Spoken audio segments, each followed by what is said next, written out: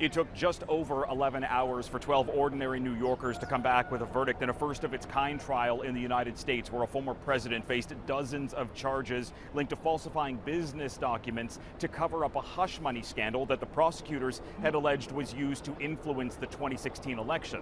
Donald Trump was found guilty on all 34 counts he was indicted on, making this the first time in American history a former president now stands as a convicted felon. An appeal is coming, with Trump acknowledging moments after the verdict was announced that the real appeal will be on November 5th when voters head to the polls. This was a rigged decision right from day one, with a conflicted judge who should have never been allowed to try this case, never. And we will fight for our Constitution. Donald Trump pleaded not guilty to the charges he was indicted on and has repeatedly claimed this process to be a political hit job, while falsely saying this was being directed by the White House and the U.S. Department of Justice. The charges were filed by a locally elected district attorney in New York. Polls had recently shown that a guilty verdict could erode support for Trump, notably with independents and a small fraction of Republicans.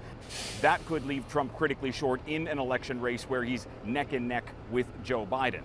With the verdict now in, Trump will be unmuzzled. The gag order will be lifted, allowing him to speak freely about this case. Sentencing is set for July 11th, just 4 days before the Republican National Convention, where he will be crowned the Republican nominee.